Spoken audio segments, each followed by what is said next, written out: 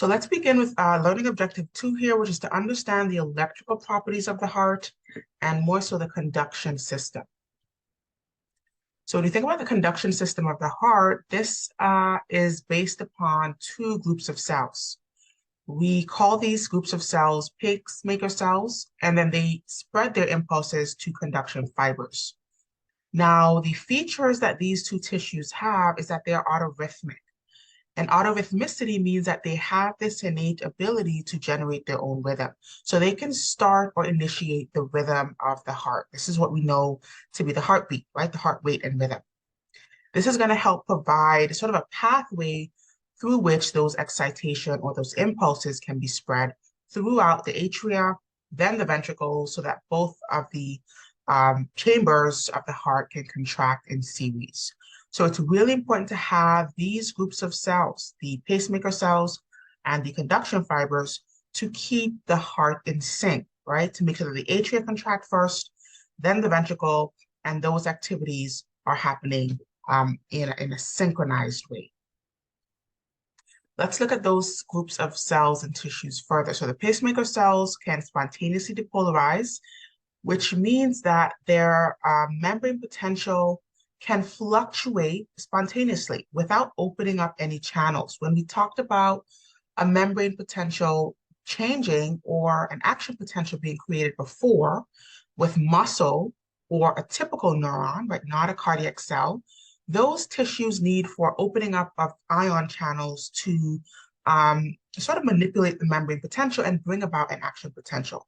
In these cells, they can just do that spontaneously. We don't have to open up any channels, but they can change their membrane potential, which is really magical, and they can spontaneously generate an action potential. In doing so, they can start and coordinate the rhythm of the heartbeat. And then for conduction fibers, they can pick up that impulse and they can spread it throughout the heart to the other chambers. So the heart conduction spreads from the top of the heart down to the bottom of the heart and up again through the ventricles. So having those conduction fibers to pick up the impulse from the pacemaker cells is again really important in the overall cardiac cycle and making sure that those events are synchronized.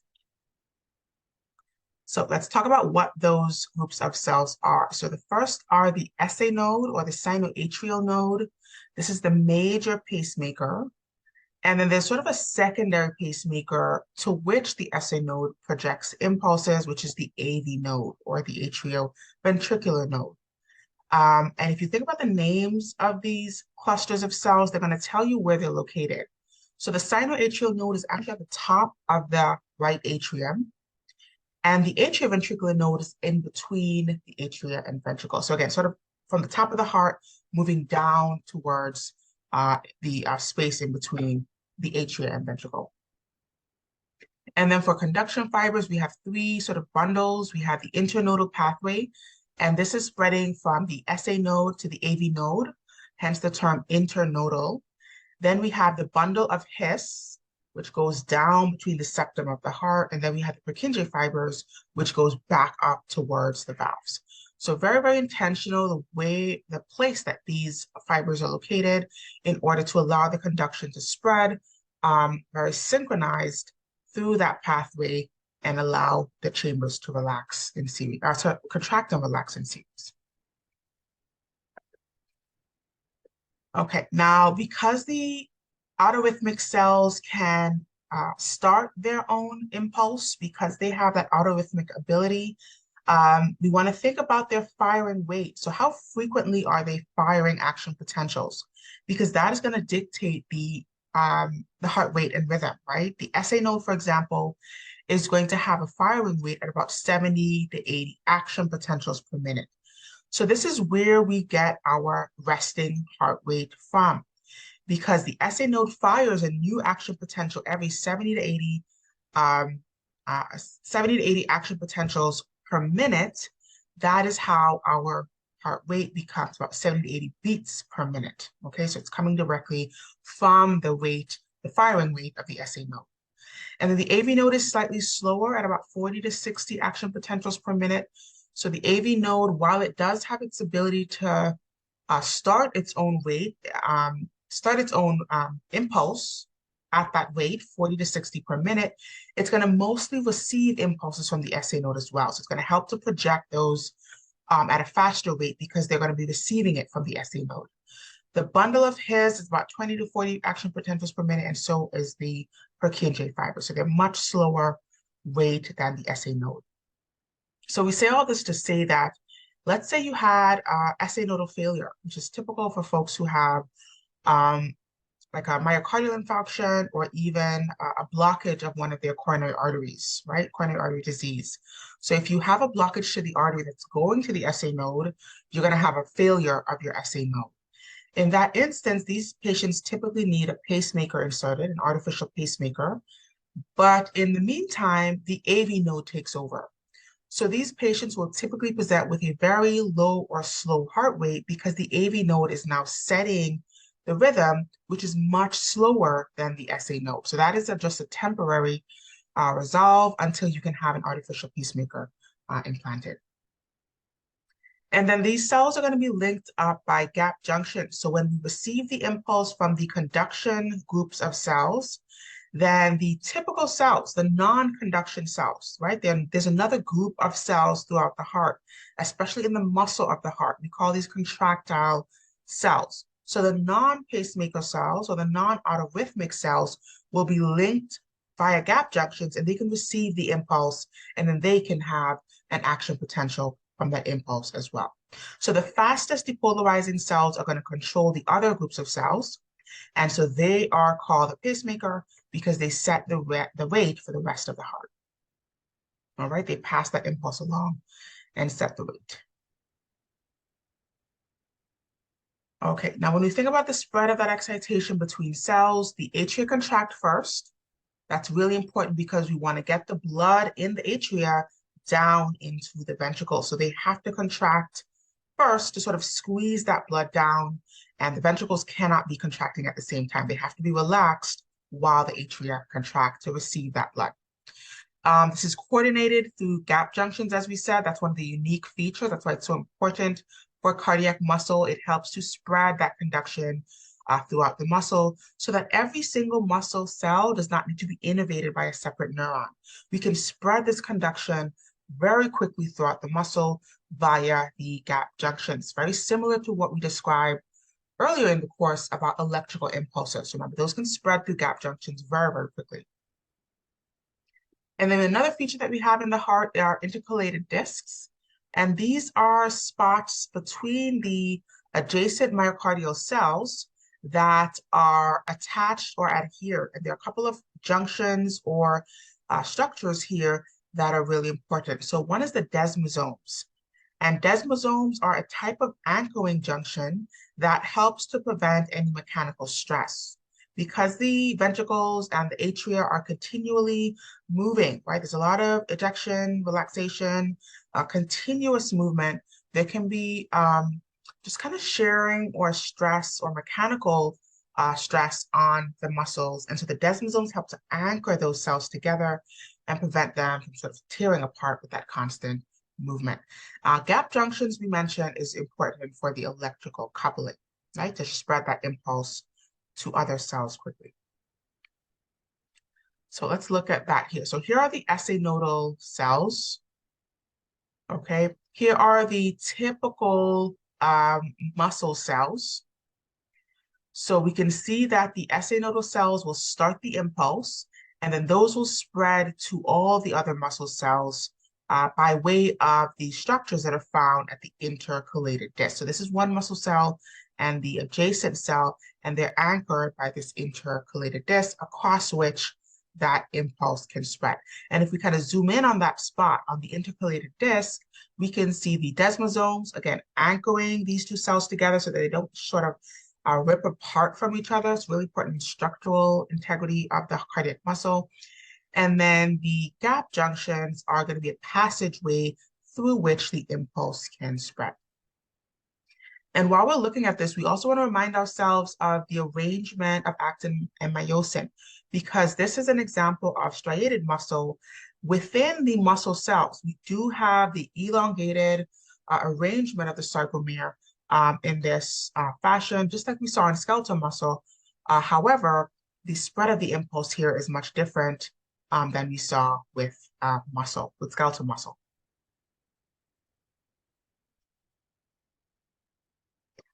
Now let's start by thinking about the order of the conduction. So we know that it starts with the SA node.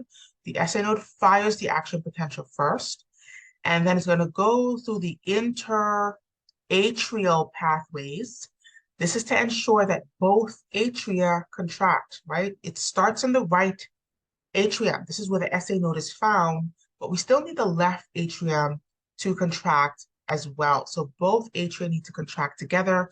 So that impulse goes from the SA node across to the left atrium via the interatrial pathways. And then it's going to go to the AV node via the internodal pathways.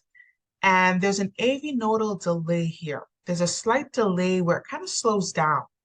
And this is, again, why the AV node is a little bit slower in starting impulses than the SA node. We need a little bit of time for the impulse to get completely through the atria before it even gets down to the ventricles, right? Just again, highlighting the need for the atria to contract fully before the impulse gets to the ventricle. So there's a slight delay when that is going across the internodal pathways and to get to the ventricle. From the AV node, it goes to the AV bundle, which is also called the bundle of His. This is in between the atria and the ventricle, hence the term atrioventricular. And then from there, as it goes down the septum, it's going to split off into right and left bundle branches that are going to cover the right and left ventricles from an inferior perspective first, and then to the Purkinje fibers, which is going to the valve. Okay, it's really important for the impulse to spread from the bottom of the ventricle up towards the top. Why? Because blood is in the ventricle, and now we got to work against gravity. We want it to get out of the ventricle, and so now we need it to start at the bottom and squeeze the bottom up, and then let that blood leave and enter the vessel from the ventricle. So it's really important to have this exact pathway for blood to be moving in the right direction in the chambers internally. Okay. So here is a bit of a schematic of that. So let's kind of go through that here again. So we have the SA node. And again, the SA node is a structure found at the top of the right atrium. Okay. From there, it spreads across the interatrial pathways. So it has to get across to the left atrium first. Okay. And in doing so, both atria will contract to start at the first. From there, the impulse will then go down to the AV node. And again, that delay that we described, the AV nodal delay, is what allows the impulse to spread throughout both atria before it gets to the AV node. From the AV node, which is again at the bottom of the right atrium, it's going to go to the bundle of His. And the bundle of His is also called the AV bundle because it's right between both of the atria and ventricles. And so the AV bundle goes right down the middle of the ventricles along the interventricular septum, and then it goes down to the bottom of the heart. From there, it's going to split off into right and left bundle branches. So the right bundle branches go to the bottom of the right ventricle, and then left goes to the bottom of the left ventricle. And then they communicate to Purkinje fibers. So Purkinje fibers are going to lead up toward the valves. So the way that we squeeze blood out of the ventricles is similar to the way that you squeeze toothpaste out of a tube, right? You want to squeeze from the bottom. So you squeeze from the bottom, and in this case, the impulse starts at the bottom contracts first, and then blood can move up and through the chamber and then be squeezed out into the vessel. Again, we're moving against gravity, so it's really important for the impulse to start at the bottom of the heart and then make its way up. And then in this instance, both ventricles would contract while the atria are going to be in their relaxation phase. And then here's another illustration of that, just to look at this in several different ways. So we have the SA nodal cells. they spread their impulse via the interatrial pathways, then to the AV nodal cells, which are, again, at the bottom of the right atrium, and then to the AV bundle, or the bundle of His, which is a shared bundle in between the septum. And then that bundle splits off into two branches. There's a right and left branch, respectively, covering right and left ventricle. And then to the Purkinje fibers. Notice how the Purkinje fibers actually connect via the papillary muscles and to the leaflets here. They actually connect to the valves. So just reiterating here that we start the impulse at the bottom and we squeeze up towards the valve in a way to direct the blood to go into the valve and leave the chamber, right? Really important. Okay, and I think this video is posted in your Brightspace. Again, look at this. Again, another way to simplify this and to just illustrate the movement of blood and the overall conduction cycle. All right. Let's think about the ionic movement. So when we think about the ionic movement, we have the pacemaker cells, and because they are autorhythmic, they can spontaneously depolarize. So we mentioned this earlier. They don't need to have any ligands to open up channels here. They can spontaneously open up those channels, and they can spontaneously bring about an action potential. So they're caused by the closing of potassium channels and then opening up of two types of channels. First off is a sodium and potassium channel. This is going to cause net depolarization. And we typically refer to this channel as a funny channel. So I would write that down in your notes here as well. So the sodium and potassium channels that are found in the autorhythmic cells of the heart are called funny channels, okay? They can allow the movement of both sodium and potassium, but more so sodium, and so that results in a depolarization, okay? So these are, the really important question here. Someone's asking if these are voltage-gated channels. So they're not necessarily, so they are voltage-gated, but the way that we open them is by spontaneously depolarizing. So it's kind of like an augmented effect. So once I depolarize spontaneously to threshold, then I can automatically open up other channels. So as where we looked at from the resting membrane potential, in order to get to threshold, we needed to open up other channels. In these cells, they can spontaneously get to threshold. And then from there, other channels will open up that will actually result in the action potential. Okay, really important. So in a sense, these are going to be voltage gated, but the voltage that we get to happens spontaneously by these autorhythmic cells. And then the calcium channels, again, just as I mentioned, are going to further depolarize. So we spontaneously close potassium channels, and then we open up sodium and potassium channels, which are the funny channels, as well as calcium channels, and that is what helps us to further depolarize the cell, and that is what's going to cause the action potential. So we depolarize the threshold with the help of fast calcium channels, and then that is going to lead to the action potential. In order to repolarize the cell, we're going to reopen those potassium channels that we closed at first, and then we know that potassium movement is going to bring us back down to threshold. Okay, so I want to just kind of zoom out and really describe what's happening. So we're opening up channels, but we're doing so spontaneously. Okay, it's not any binding of a ligand, it's not any neurotransmitter, it's not any impulses that are being received necessarily the way that we talk about it on a neuron. These are spontaneous initiation of the depolarization, and then that triggers other events that lead to the action potential. So let's illustrate that here. And we mentioned that the first event is we started our resting potential, which is -70. And this is specific to a pacemaker cell. We're going to talk about how this differs for the contractile cells. which are non-pacemaker cells. But to start out, we want to think about what ions are moving for the spontaneous depolarization of a pacemaker cell. So we start at -70, and the first thing that happens is we close those potassium channels, which again just makes it easier to depolarize, and we open up funny channels. So this is the part of this that is spontaneous. Okay, there's no trigger, there's no precursor event. This first limb where we get to our where we start the action potential is completely spontaneous. So closing up potassium channels, opening up of funny channels, and just describing again funny channels, they can move sodium and potassium, but an abundance of sodium, which is what generates this initial depolarization.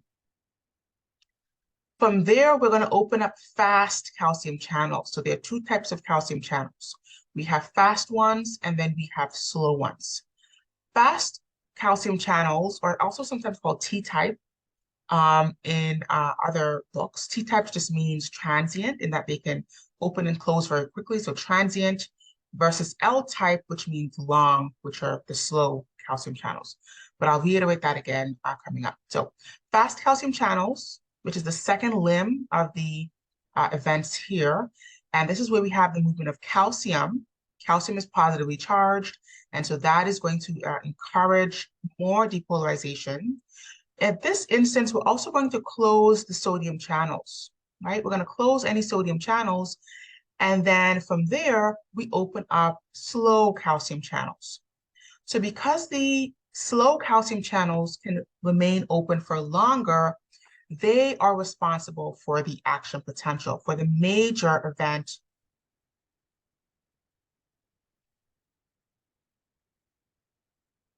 or the major depolarization phase of the action potential.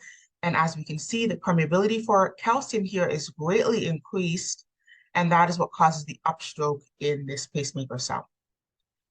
From there, we have the peak of the action potential, and then we're going to reverse the state of these channels. So we close fast calcium channels as well as slow channels. We're going to close both channels here, and then we're going to open potassium channels, and that is going to repolarize the cell. So we slow down calcium's movement and increase potassium's movement, and that will bring the cell back to rest. Okay. So two things to reiterate is that the initial event here is the closure of potassium channels, opening up of those funny channels for sodium and potassium. The major depolarizing event is the opening up of fast calcium channels, or sorry, excuse me, slow calcium channels in orange here. And then we reverse the state of that in order to repolarize the cell. Okay, so this is what that would look like. So we go from -70 to threshold. Again, this is the pacemaker potential, which is the slow depolarization. Again, this is the phase that is spontaneous with our pacemaker cell. So this happens without any sort of triggering or external impulse. And then that further triggers the movement of calcium, and then we reverse that with the movement of sodium. All right, and this is how we have a spontaneous depolarization.